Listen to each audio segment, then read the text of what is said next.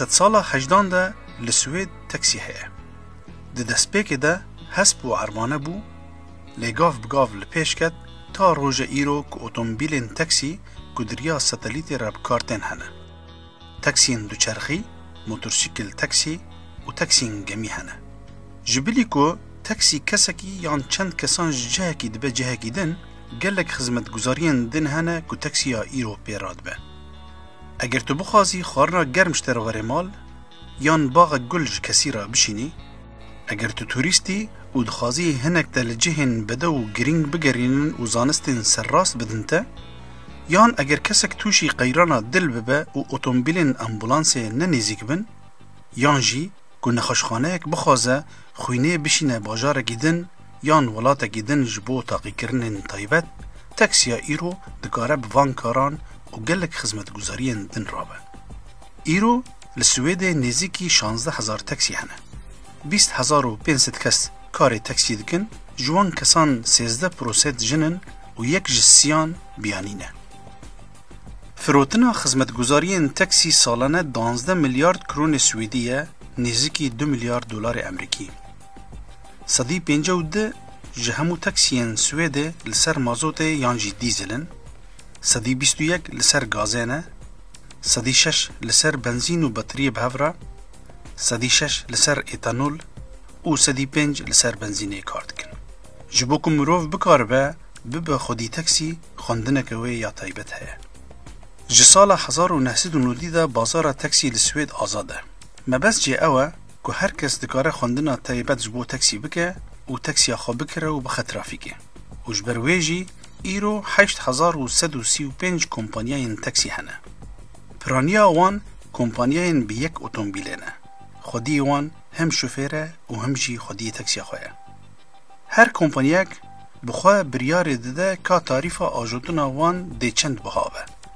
لی او مجبورن که تاریف خواه برنگه کی آشکره و زلال لسر جام اتومبیل هم جهندروه و هم جیجدروه ده بنویسینن. لبا همو کمپانیان 1 تا 4 کسان به عینی تاریف لتکسی سوارد به. لیکو بو 5 کس یان زیدتر وی گاوه هم اتومبیل که مستر لازم دبه و هم جی تاریف باتر دبه.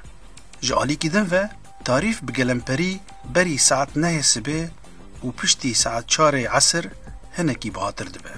پشتی ساعت 12 نیشب هی باتر دبه. هنک کمپانیا هنه که کچکان و خوندوانان به تمنکی ارزانتر دبن. جبورین دریج هر کمپانیایی که لیسته ثابت آن نرخان هیا. شاردارین سویده مجبورن هاتوچونا کم اندامان بوجه کاریوان، هاتوچونا گالو پیران و دهنک روش ده هاتوچونا زاروکان بود بیستانه مسوگر بکن.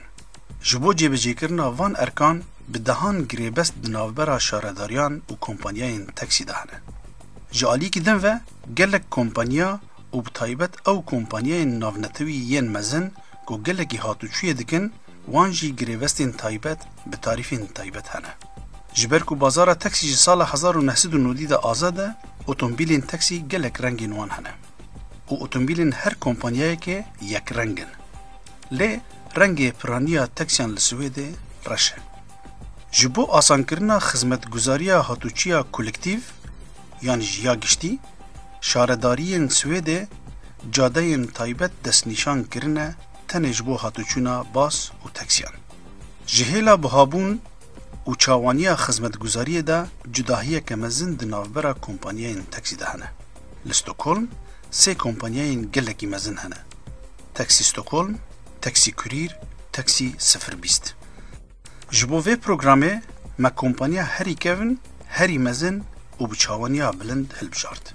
تکسی ستوکولم وکه کوملایه که اکونومی 873 اندامن وی هنه. 4268 کارمند هنه. 1500 اتومبیل و چند گمی هنه. 181 جوان اتومبیلان اون یک و جنگه را باشن. آرمانجا وی کمپانی اوه که جماره اتومبیلین خواه یک و جنگه را باش بلندتر بکن که داویا 10,011 ده ببه 95%. مسردانا ناوندا تکسی ستوکولم کر ببر پرسین ویرا آخفتن سردانا ناوندا ورگرتن و دابشکرنا سفران کر مسردانا بشه فیرکرنا شوفیران کر و هر وها من ڕۆژەڤە شوفێرێکی لەبەر چاوان را دەرباز کرد. من ناوم هاوڕێ سەلامە لە ستۆکهۆڵم دەژیم.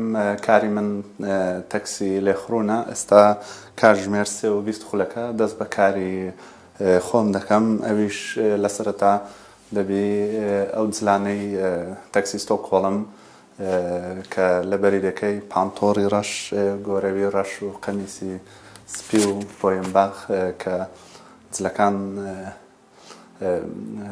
لەگەر کاری دیکە جیاواز بن. Det är ju viktigt för hela varumärket att man känner att man tillhör. جلی کارکردن بۆ ئێمە و بۆ کارمەندەکانیش گرنگن. دەبێ ئێمە خۆمان بە ڕەنگێکی فەرمی نیشان بدەین. دەبێ ئەندامەکانی ئێمە هەست بکەن کە ئێمە یەک گروپین و مشتریەکانیشمان لە دوورەوە ئێمە بناسن. پێویست ئێمە پاک و خاوێن و سەروبەر بین و ئۆتۆمبیلەکانیشمان هەروەها پاک و خاوێن بن. دەبێ هەموو نیشانەکانەوە دەربخەن کە ئێمە چەندە لەسەر کارەکەمان جەندین. ئێمە بە کۆمپانیاکەی خۆمان سەربڵندین. ترەوە مۆڵەتی لێخڕینی سیارە و دەبی پێمان بێت لەگەڵ مۆڵەتی تەکسیەکەش تەواوە لێرەیە. ئێستا با بڕۆین بۆ ناو تەکسیەکە فەرموون.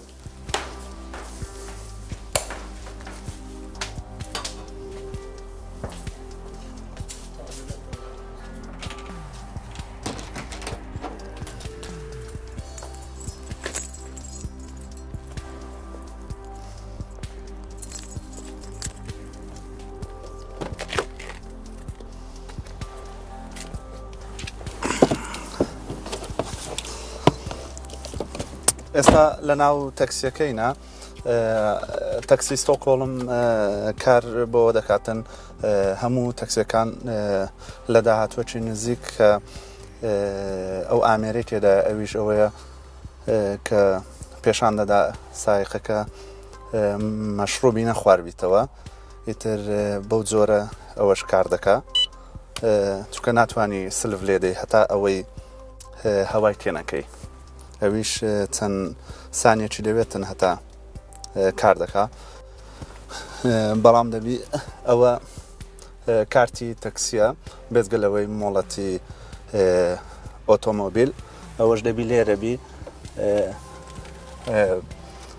کە هەمیشە دەبی لەوێن دەربیتن. ئیتر هەتا ئەوە کار دەکا ئەو ئامێرانەش دادەرگشت سێنین. ئێستا ئەوە دەڵێ دەتوانی هەوای تێ بکەیت.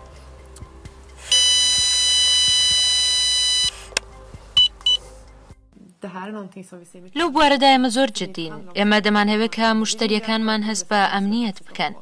ئێمە دەمانهەوێت بەشێکی سروشتی لە دیمەنی جوانی ئەم شارە بین و هەردەم لە خزمەت مشتریەکانی خۆماندا بین. ئێستا بزانین دەڵێ ئۆکەی دەتوانی سلڤ لێدێ. بەو جۆرەوە کار دەکات. تر دایدەنینەوە. دوای ئەوە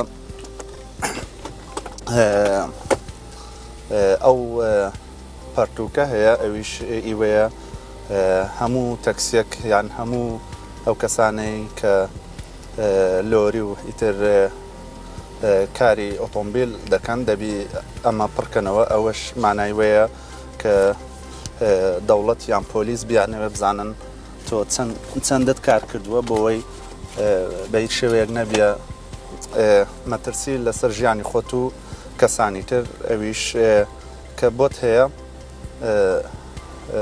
13 کاتژمێر کار بکەی، بەڵام تر لەو 13 کاتژمێرە دەتوانی کاتەکان چەندت بوێ کار بکەی، 6 کاتژمێر یان 8 کاتژمێر دەتەوێ کار بکەی.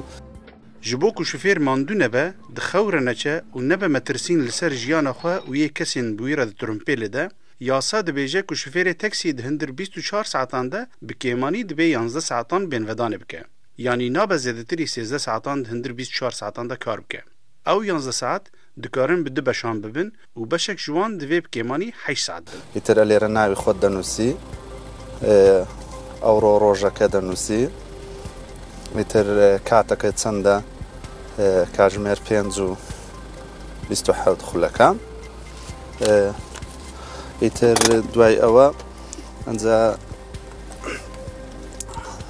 دەبی ئەو تەکسیل کورتەمانەیەوەش یان دەبی ئەوەش هەر تایبەتە بەو سایقەی کە ئەو تەکسیە لێ دەخڕی ئەوەش بۆ جۆرە ئێستا هەتا ئێستا من نەکەوتیتمە ناو کار هەتا ئەو کاتەی ناوم لێرە دەنووسرێت لەوێرە دەنووسرێت کە من لە چ شوێنەکەم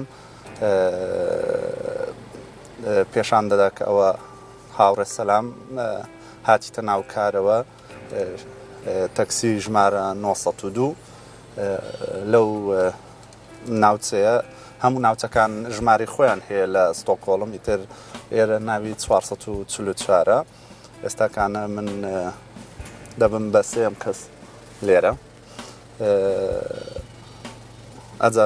ئەگەر بمەوێ لێرە بمینێم ئەو کاتە چاوەڕێ دەکەم هەتا بەهۆی سەتەلیتەوە کە تەلەفۆن دەکرێت بۆ سەنترالی تەکسی ستۆکۆڵم ئەو کاتە ئەوانیش لێرە دەزانن من لێرە کەوتیتمە کار و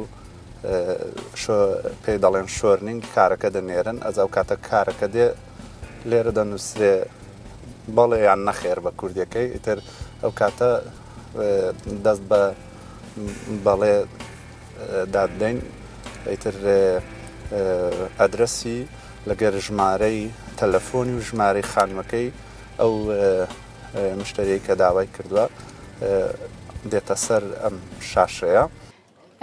Först tar jag emot beställningen och får all information. کاتێک کەسێک تەلەفۆن دەکا ئێمە هەموو زانیاریەکی لێ وەردەگرین و ئەو زانیاریانە لە ناو کامپیۆتەرێکدا خەزم دەکەین. پاشەوەی کە خەزم کرا ئەو کاتە سیستمەکە بە شوێن نزیکترین ئۆتۆمبیلدا دەگەڕێت کە لەو ناوچەدا هەیە. کاتێک سیستمەکە ئۆتۆمبیلەکەی پەیدا کرد زانیاریەکانی ڕاستەوخۆ بۆ دەچێت. ئەو کات شۆفێری تاکسیەکە دەتوانێت ئەو زانیاریانە قبول بکات و بچێت بۆ شوێنی مەبەست. دەشتوانێت زانیاریەکان ڕەت بکاتەوە. کاتێکە قبوڵی کرد ئەو دەتوانێت سەرجەم زانیاریەکان ببینێ. ئێمە لە مشتریەکە پرسیار دەکەین لەکوێوە دەیەوێت بچێ بۆ کوێ و ناو و ژمارەی تەلەفۆنیشی هەروەها لێ وەردەگرین. گرنگە کە ئێمە بپرسین لەکوێوە بچین بۆ کوێ بۆ ئەوەی شۆفێرەکە خۆی ئامادە بکات و بتوانێت بە باشترین شێوە بەرنامەڕێژی بۆ کارەکەی بکات. هەر خۆفۆرەی کارتەکەی خۆی پێداینە لێرە دەتوانین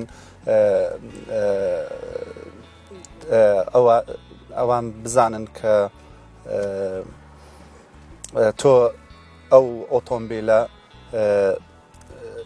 چ دەتوانێت هەر بگرێت ناتوانێتن لە کارتەکە کە دەستت پێکرد لە پشتەوە دوو منداڵ کە لە سەروی 4 ساڵ دەتوانن دانیشن کورسی تایبەتیان هەیە لەگەڵ وەش منداڵ لە 6 مانگی هەتا 2 ساڵی کورسەکەی ئەویش هەر تایبەتە ئەویشمان هەر پێەیە.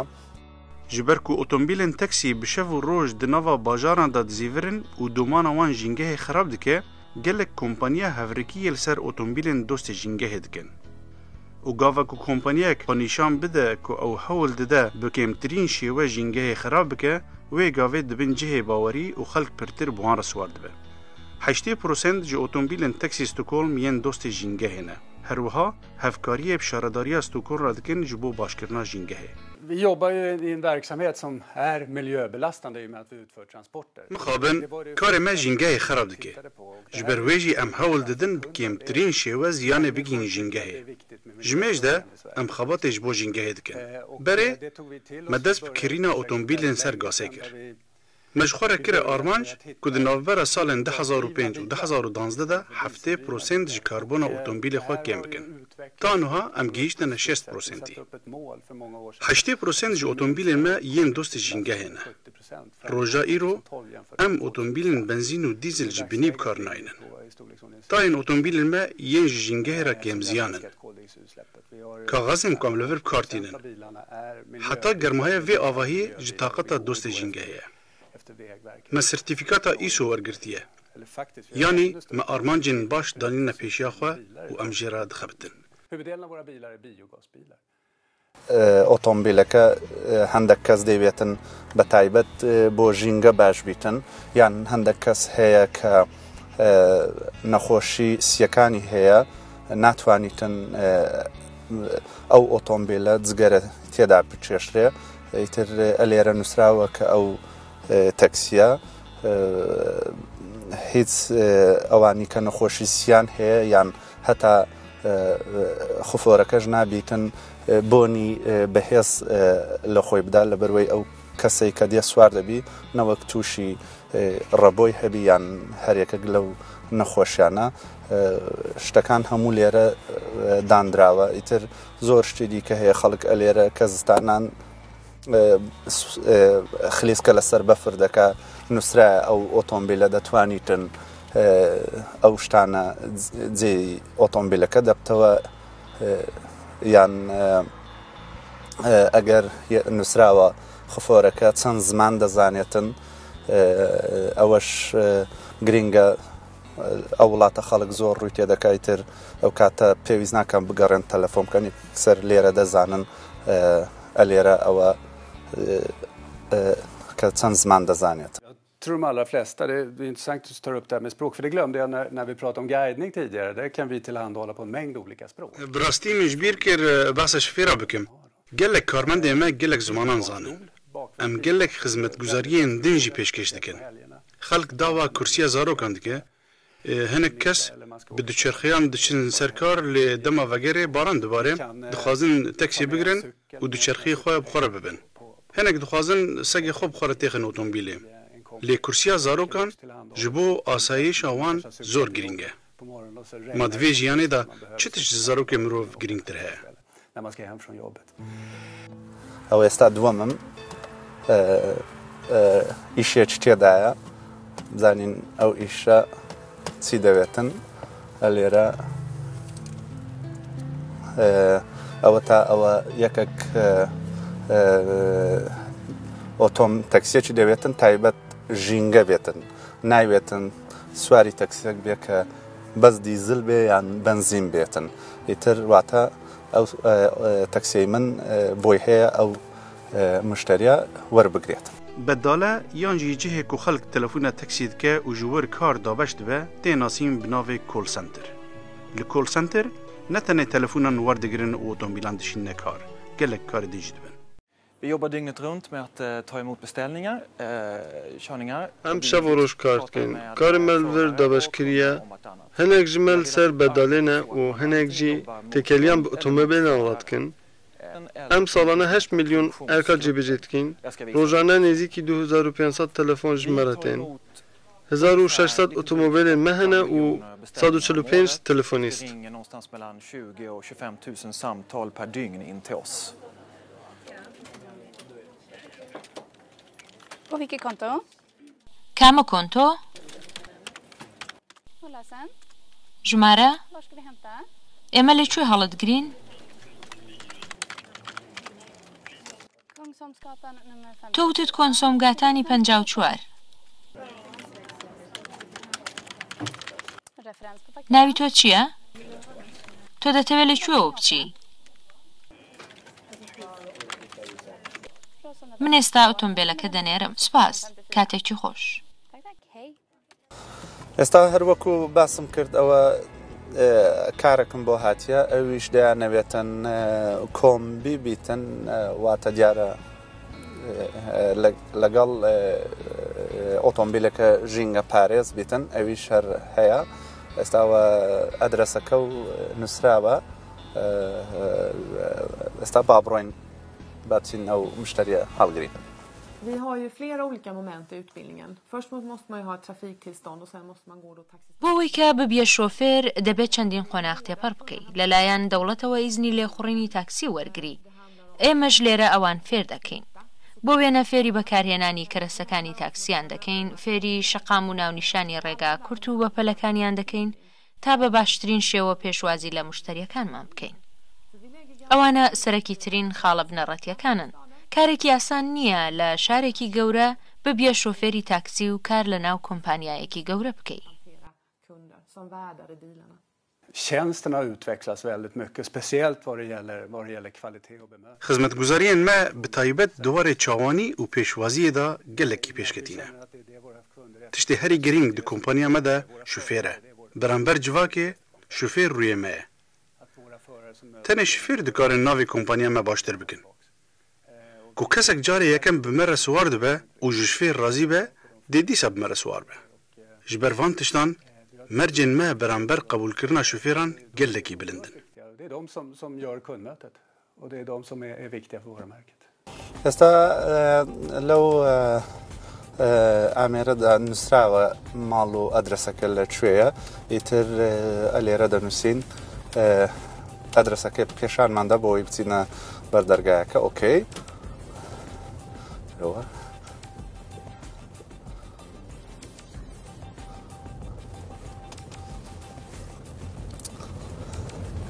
ئیتر ئەلێرە لە ستۆکۆڵم هەر کۆڵانە و ئەدرسێک ئاوا ژمارە و ناوی شەقامەکە نووسراوە ئیتر تاک و جووت هەیە تاکەکان لەلایەکن جووتەکانیش لە بەرامبەرینە ئیتر 1 و 3 و 5 و ئەوە تاکەکان ئەو لاش دووە و دەست پێ دەکاتن ئێستا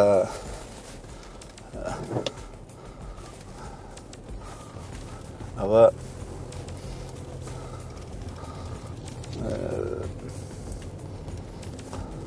ئێستا دەچین ئەگەر تەماشا بکەین هەواڵە هەموو سەرە شەقامەکان ئەوە 2 بۆ 8 ئەوە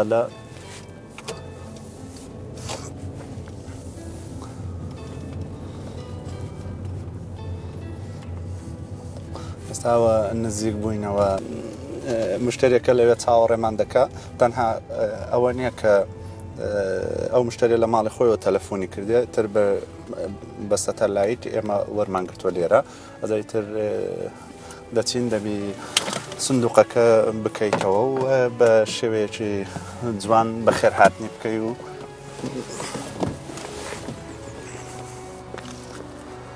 هەی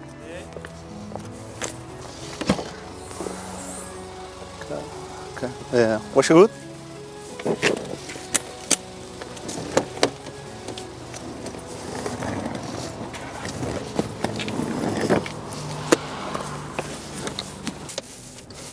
ئێستا دەڕۆین بەرەو سنترال